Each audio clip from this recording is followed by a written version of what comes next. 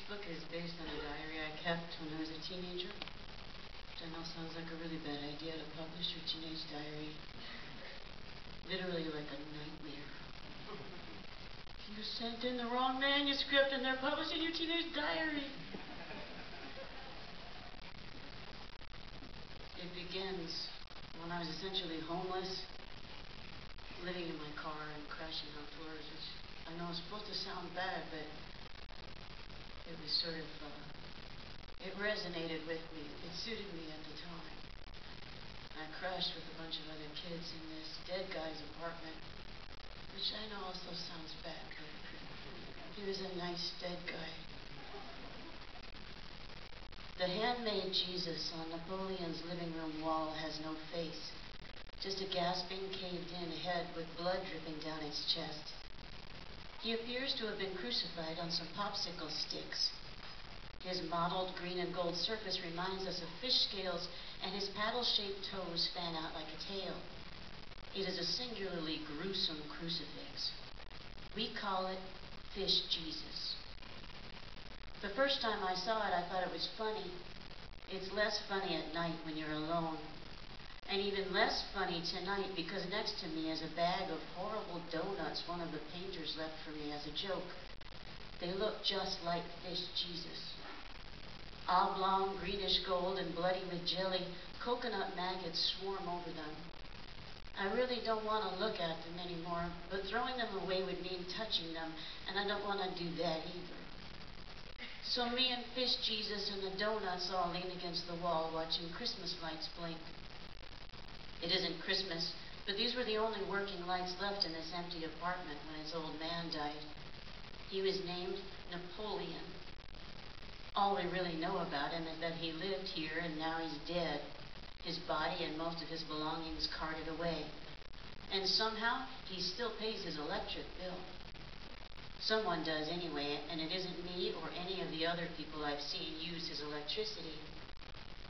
I also know where he hid his key. Under the mat. Napoleon was a brilliant tactician. And tonight I need a place to stay, so I park myself under a sad crucifix and watch tiny blue, green, red, and orange bulbs blink on and off. Insomniacs like to waste time. The lights are comfortingly tacky, the garish blue ones my favorites. They remind me of being a little kid, hypnotized and mystified by Christmas. I open first one eye and then the other to see if I can watch only the blue lights and ignore the other colors, but it's hard and I'm boring myself, so I close both eyes to try and get some sleep. They pop right open again. I gotta get rid of these fucking donuts. They're making me sick, and they aren't gonna get any prettier. Maybe I'll leave them here on the floor for the animal. We don't know what the animal is, only that it gets in sometimes and eats cornflakes out of the cabinet, which is fine because I didn't like the look of those dead guy cornflakes anyway. Once, a painter actually took the animal to the face. It leapt out of the apartment and jumped on his head when he opened the door. This is the closest encounter any of us have had with it.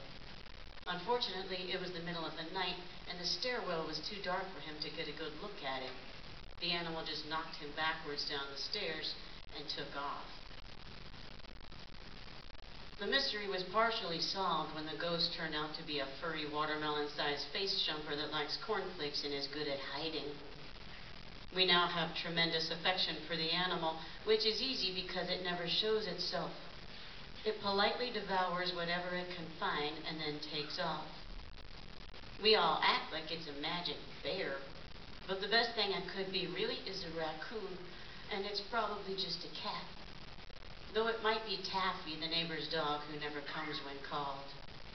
Our scary neighbors stand in their yard wearing bathrobes and yell, "Taffy!" over and over again, but Taffy never shows up. Maybe Taffy lives with us now. When I give touring bands and lonely kids directions to this place, I always mention the animal in case it jumps on their faces.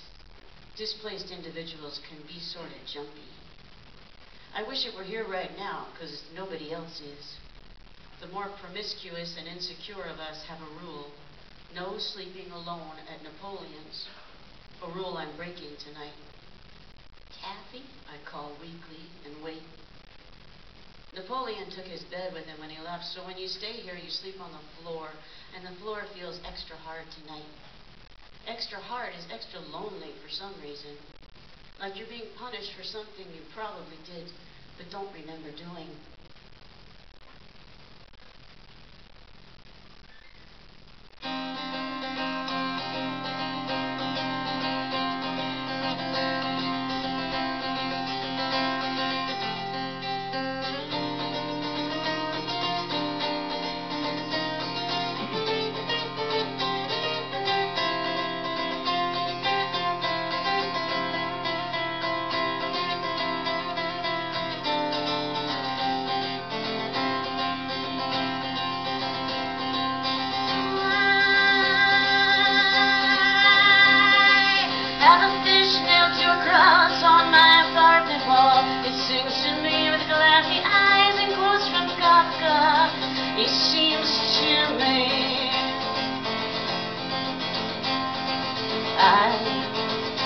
Have a man who follows my hands with his hands.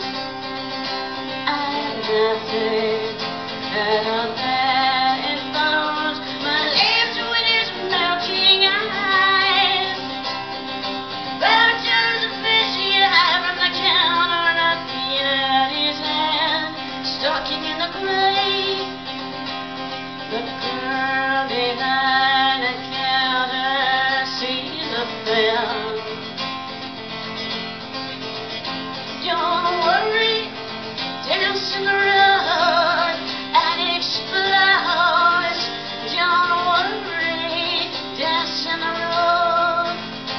The house is reeling, I am needing by the tub. Lonely as a lonely does, lonely as an eyesore. The feeling describes itself. I have a man that follows my hands with his hands. I'm nothing. Have a man that follows my lips with his melting eyes.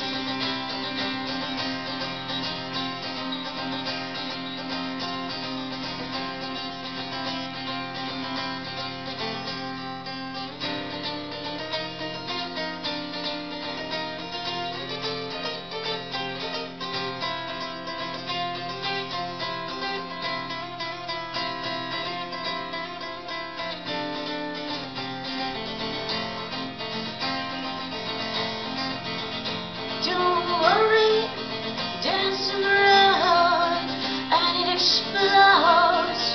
Don't worry, one painting is high in the middle of the floor. Dishes frozen in my living room. Stairs above a sacrifice with